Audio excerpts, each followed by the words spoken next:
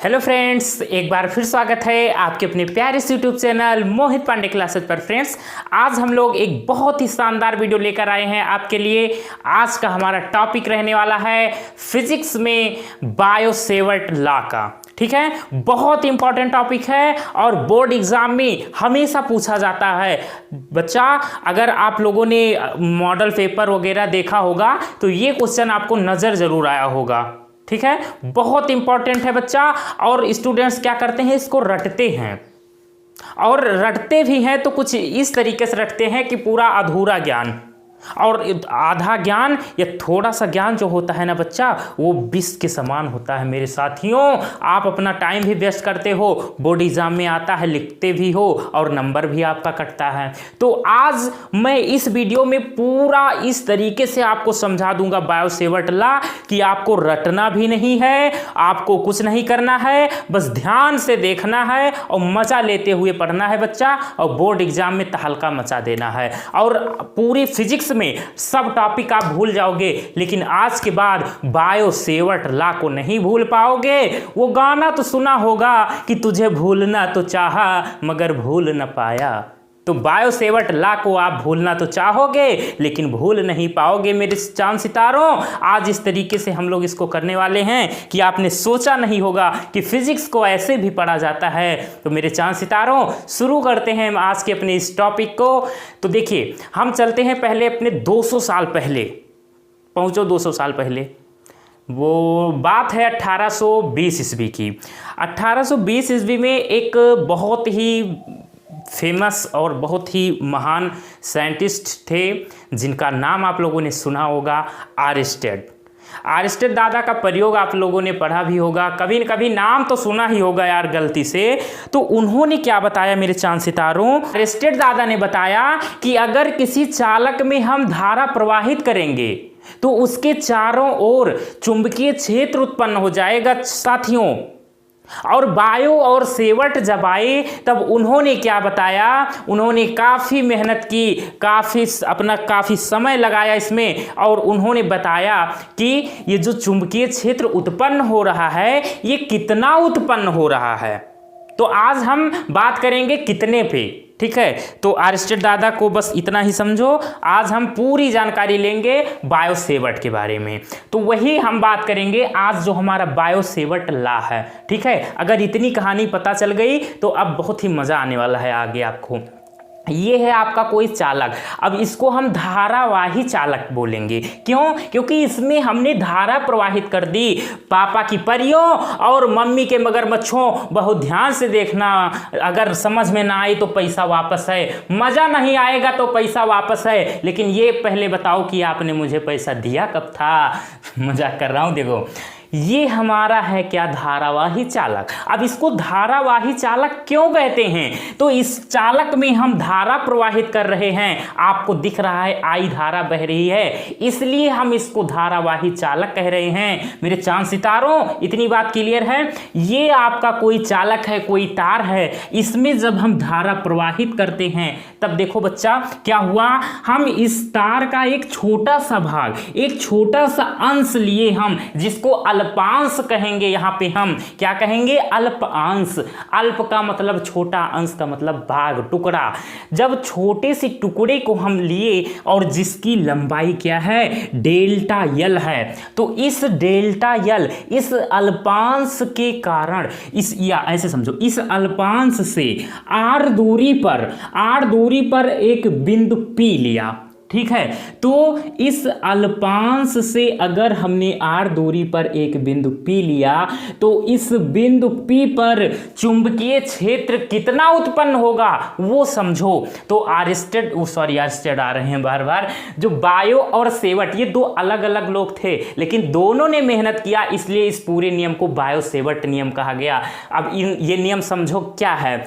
किसी धारावाही चालक के एक अल्पांश डेल्टा यल के द्वारा, ये हमारा पूरा धारावाही चालक है, इसका एक अल्पांश है डेल्टा यल, इसके द्वारा उत्पन्न चुंबकीय क्षेत्र डेल्टा बी में, चुंबकीय क्षेत्र को डेल्टा बी से हम लोग रिप्रेजेंट करेंगे। ठीक है, डेल्टा बी में किसी बिंदु P पर देखो ये बिंदु हमारा P है, इस बिंदु P पर चुंबकीय क्षेत्र का मान निम्न बातों पर निर्भर करता है। ये 4 बातों पर निर्भर करता है मेरे साथियों। ये जो धारावाही चालक है इसका जो अल्पांश डेल्टा L लिया है हमने, इसके द्वारा किसी बिंदु P पर, इस बिंदु P पर जो चुंबकीय क्षेत्र उत्पन्न हो रहा है वो निम्नलिखित 4 बातों पर निर्भर करता है। बस वो 4 बातें आपको जाननी है। क्या? अब देखो, पहली बात तो ये है कि चुंबकीय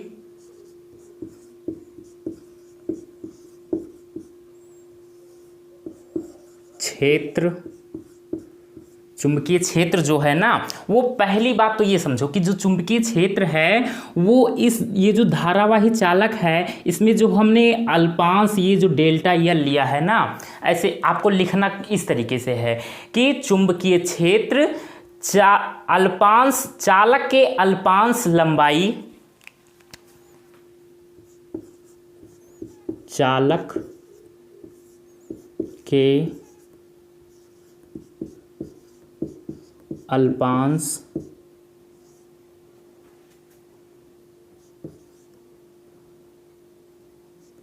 लंबाई डेल्टा L के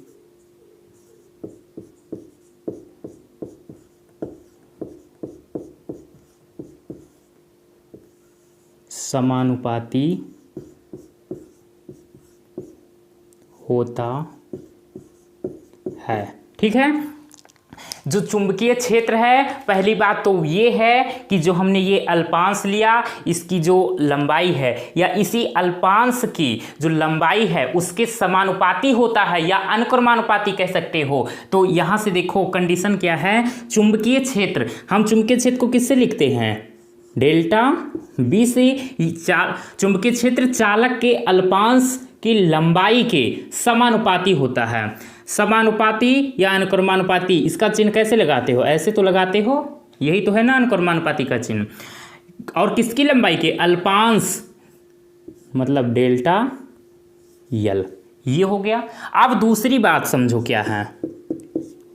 दूसरी बात ये है कि आपका जो चुंबकीय क्षेत्र है,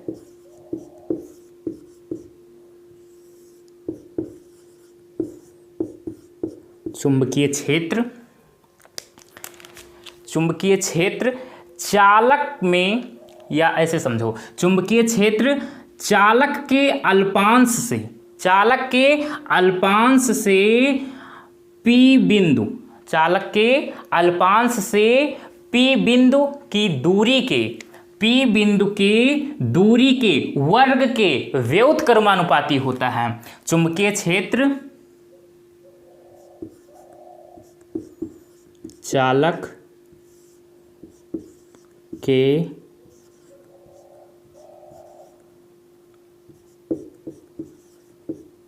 अल्पांश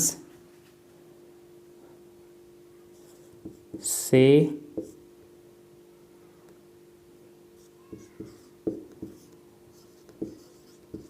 बिंदु P के बीच की दूरी के वर्ग के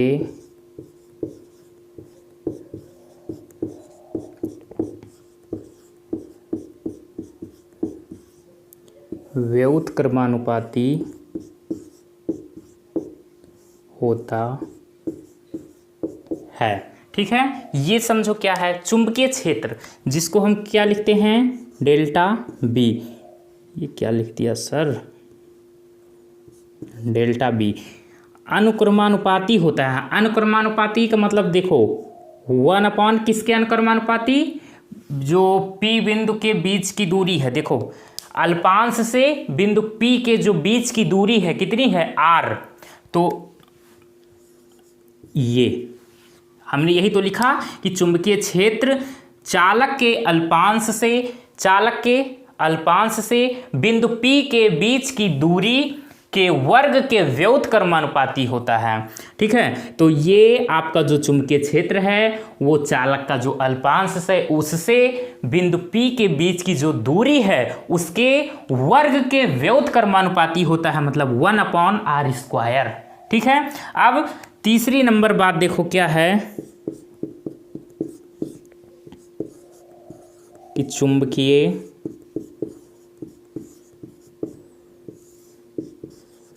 क्षेत्र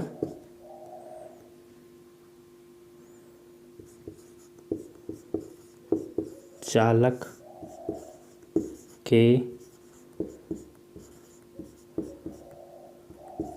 अल्पांश तथा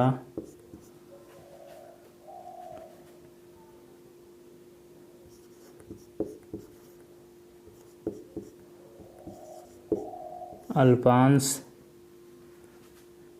से P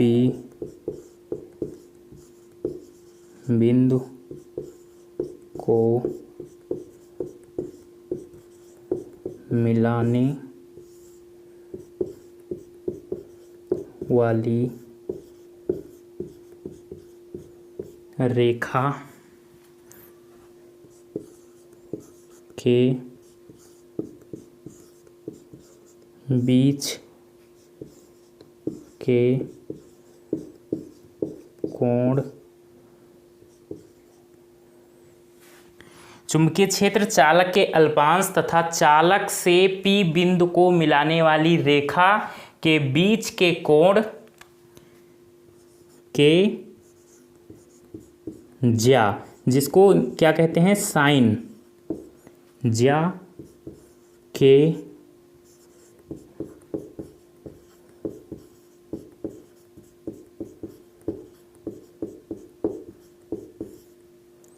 अनुक्रमानुपाती होता है। ठीक है। ये है आपकी तीसरी बात, मतलब जो चुंबकीय क्षेत्र है आपका डेल्टा बी, ये अल्पांश ये है आपका, और अल्पांश को देखो, ये जो P बिंदु मिला रही है ना, P बिंदु को ये जो डैश डैश से हमने ना रिप्रेजेंट किया है, ये रेखा और अल्पांश के बीच कोण क्या बनना है, थीटा। ठीक है।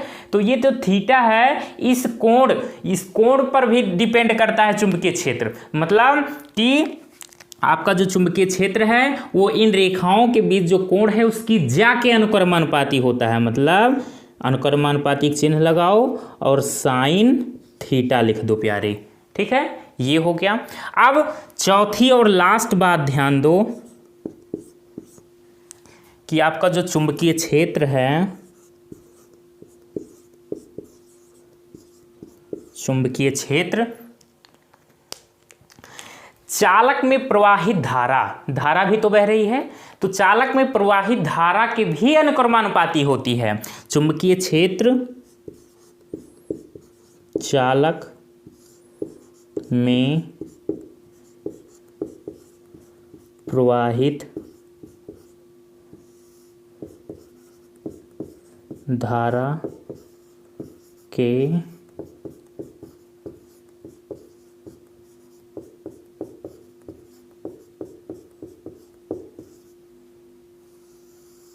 अनुक्रमानुपाती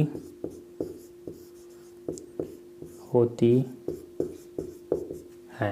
ठीक है, मतलब चुंबकीय क्षेत्र आपका हो गया ये डेल्टा बी।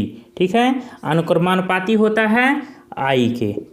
ये आपका चौथा रिलेशन। अब मान लो इन सब को क्या, इसको मान लो समीकरण नंबर 1, इसको मान लो समीकरण नंबर 2, और इसको मान लो समीकरण नंबर 3, इसको मान लो समीकरण नंबर 4। अब इन चारों समीकरणों को अगर हम मिलाकर लिखें एक साथ तब क्या होगा,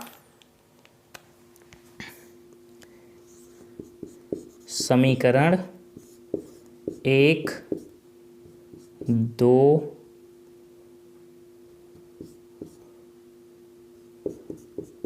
3 व 4 से, समीकरण 1, 2, 3 व 4 से इन सब को हम अगर मिलाकर लिखें तब देखो क्या होगा। तब डेल्टा बी इक्वल टू आएगा आपका, क्या आएगा, आई आएगा, आई डेल्टा एल, और आई हो गया डेल्टा एल हो गया साइन थीटा, साइन थीटा, और ये इक्वल नहीं भाई साहब, ये होगा साइन थीटा और अपॉन में आर स्क्वायर। ठीक है, ये आएगा। अब इस हम अगर अनुक्रमानुपाती के चिन्ह को हटाते हैं तो फिजिक्स में हम लोग जानते हैं कि अगर अनुक्रमानुपाती को हटाना है तो एक नियतांक लगाना पड़ेगा, और वो नियतांक यहाँ पर क्या मिलता है वो देखिए, वो नियतांक यहाँ पर मिलता है आपको, अनुक्रमानुपातिक चिन्ह हटेगा और मिलेगा आपको म्यू नॉट अपॉन 4 पाई। ठीक, और ये सब as it is I delta L sine theta upon R square, ये है आपका फॉर्मूला। ठीक है, तो इसके द्वारा हम लोग ये बता सकते हैं कि कितना चुंबकीय क्षेत्र हमें मिलेगा, मतलब चुंबकीय क्षेत्र का मान बता सकते हो। और आर्स्टेड दादा ने बताया था कि चालक में धारा प्रवाहित करने पर चुंबकीय क्षेत्र उत्पन्न हो जाता है चालक के चारों ओर। ठीक है, लेकिन कितना उत्पन्न होता है ये इससे पता चलता है हमको। और यहाँ पर ये म्यू नॉट अपॉन 4 पाई क्या है, ये अनुक्रमानुपाती नियतांक है प्यारे। क्या है, अनुक्रमानुपाती नियतांक।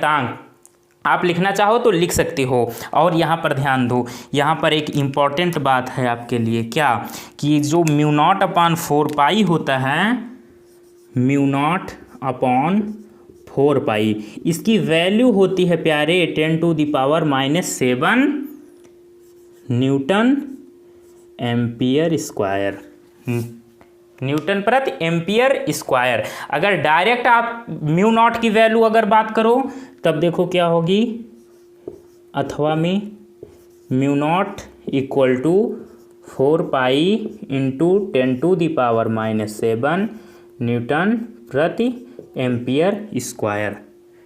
इसको भी आपको ध्यान में रखना है, न्यूमेरिकल में काम लगेगा इसका। ठीक है, और म्यू नॉट क्या है, यहाँ पर अगर म्यू नॉट की बात की जाए तो म्यू नॉट भी देख लो क्या है, कोई पूछ भी सकता है, वायु अथवा निर्वात की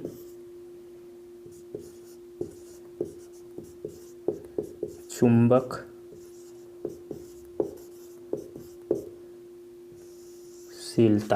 म्यू नॉट क्या है, वायु अथवा निर्वात की चुंबकशीलता। और आप लोगों ने विद्युत में पढ़ा था एप्सिलॉन नॉट क्या है, निर्वात अथवा वायु की वैद्युतशीलता वहां थी एप्सिलॉन नॉट। और म्यू नॉट क्या होती है, वायु अथवा निर्वात की चुंबकशीलता होती है प्यारे। तो ये पूरी कहानी थी। अभी आप लोग इसका स्क्रीनशॉट लीजिए, फिर पूरी कहानी एक बार फिर से मैं बताऊंगा आपको कहानी की तरीके से। ठीक है, बस पूरा आपको भैया आ जाएगा, एकदम मजा आ जाएगा, दिल गार्डन गार्डन हो जाएगा।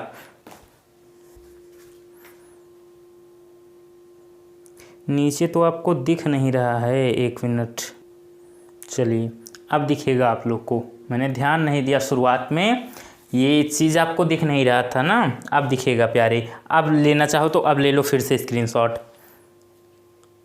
ले लिया।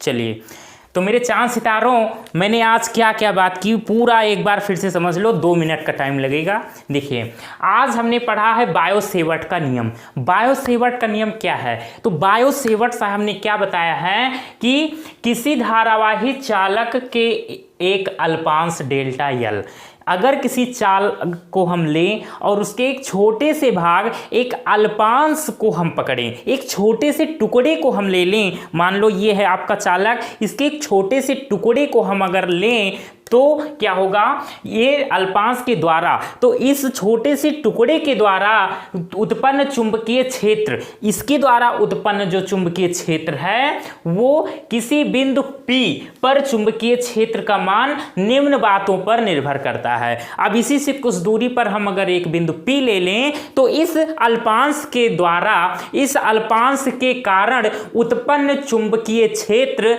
निम्नलिखित 4 बातों पर निर्भर करता है। वो चारों बातें ये आपके सामने हैं। अब देखो ध्यान से समझो। हेलो पापा की परियों, इधर देखो। पहली बात ये है, चुंबकीय क्षेत्र चालक के अल्पांश लंबाई के समानुपाती होता है। ठीक है, मतलब जो चालक है, उस चालक का जो हमने अल्पांश लिया है उसकी लंबाई डेल्टा यल जो है ना, उसके अनुक्रमानुपाती होता है। मतलब डेल्टा बी अनुक्रमानुपाती डेल्टा यल। ठीक है, अब दूसरी बात क्या है कि चुंबकीय क्षेत्र चालक के अल्पांश से, जो चुंबकीय क्षेत्र है वो चालक का जो अल्पांश हमने ये ले रखा था, इस अल्पांश से बिंदु P के बीच की दूरी के वर्ग के व्युत्क्रमानुपाती होता है। मतलब इस अल्पांश से ये जो P बिंदु की दूरी है कितनी, r, इसके वर्ग के व्युत्क्रमानुपाती। तो यहां से क्या बनेगा रिलेशन, यहां से रिलेशन आपका ये बनेगा डेल्टा बी अनुक्रमानुपाती 1/r²। ठीक है, इतना आपको आ गया भैया समझ में। एक मिनट आगे देखो। तीसरी बात है क्या कि चुंबकीय क्षेत्र चालक के अल्पांश, चुंबकीय जो क्षेत्र है वो चालक के अल्पांश, ये जो अल्पांश है, तथा अल्पांश से P बिंदु को मिलाने वाली रेखा के बीच के कोण के ज्या के अनुक्रमानुपाती होता है। ठीक है, मतलब जो चुंबकीय क्षेत्र है, ये जो आपका अल्पांश दिख रहा है और इस अल्पांश से ये जो P बिंदु को मिला रही है रेखा डैश डैश, इन दोनों के बीच जो कोण है उसकी ज्या के अनुक्रमानुपाती होता है। मतलब डेल्टा बी अनुक्रमानुपाती साइन थीटा। ठीक है, अब लास्ट और चौथी बात क्या है कि चुंबकीय क्षेत्र चालक में प्रवाहित धारा के अनुक्रमानुपाती होता है। इस चालक में जो धारा I बह रही है इसके भी अनुक्रमानुपाती होता है। क्या, आपका जो चुंबकीय क्षेत्र है मेरे चांद सितारों। तो इन चारों समीकरणों को अगर हम मिला दें एक ही साथ में, मान लो ऐसे समझो, कैसे समझो, मान लो आलू ले लो, टमाटर ले लो, और क्या ले लो, भिंडी, हाँ इससे गड़बड़ा जाएगा सब्जी, मज़ा नहीं आएगा। और ले लो क्या, आलू टमाटर क्या बनाते हो यार साथ में डाल के, और वगैरह वगैरह, सबको एक साथ जब मिला दो तब बढ़िया से। ठीक है, वही अब इन सबको एक साथ मिला दें और वैसे आलू काट के बना लो भैया, तब मज़ा नहीं आता ना उतना। हाँ, किसी किसी को मज़ा आता है, आपको भी आता होगा। तो वैसे अब इन चारों को हमने लिया और ये मिक्स वेज सब्जी हमने बना दी। यहाँ पर डेल्टा बी अनुक्रमानुपाती प्रोपोर्शनल, जो कुछ भी कहना चाहो, I delta L sign theta upon r²। अब हम जानते हैं कि फिजिक्स में भैया हमको शुरू से ही बताया गया है क्या कि अगर हम अनुक्रमानुपाती को हटाएंगे तो हम भैया एक नियतांक को लगाएंगे और वो आपका क्या होगा, नियतांक आपका μ0/4π। ठीक है, और जो कुछ है सब कुछ तो साथ रहेगा। μ0/4π की वैल्यू आपको पता होनी चाहिए, न्यूमेरिकल में काम लगेगी। क्या होती है, 10⁻⁷ न्यूटन प्रति एम्पियर स्क्वायर होती है। ठीक है, और अगर हम इसकी डायरेक्ट वैल्यू पता करना चाहें तो 4π × 10⁻⁷ न्यूटन प्रति एम्पियर स्क्वायर। और μ0 है क्या, वायु अथवा निर्वात की चुंबकशीलता होती है। अब इसकी बीमा को भी आप लोग जान लो प्यारे। देखो कैसे बताएं, कहाँ पे बताएं, यहाँ पर बता दें डायमेंशन μ0 का। देखो μ0 की बीमा की बात करें तो इसका देखो यूनिट क्या है, न्यूटन प्रति एम्पियर स्क्वायर, मतलब न्यूटन अपॉन में एम्पियर स्क्वायर। ठीक है, मतलब कहा जाए तो कैसे, मतलब न्यूटन क्या बल का मात्रक है ना, तो बल की बीमा क्या होती है, mL/T-2। ठीक, और अपॉन में एम्पियर होता है ना भैया, ये आपका एम्पियर, और एम्पियर तो भैया एम्पियर ही होगा।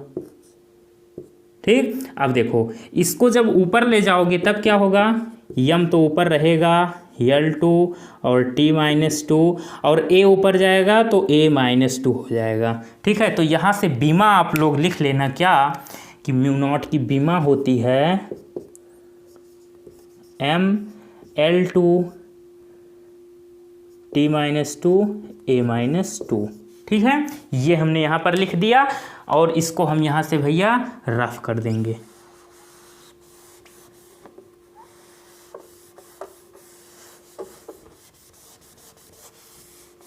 तो पूरी कहानी मक्खन हो गई भैया, दिल गार्डन गार्डन हो गया। तो भैया मैं साइड हो रहा हूँ, फिर से अगर स्क्रीनशॉट लेना चाहो तो ले सकते हो, अगर नहीं ले पाए हो।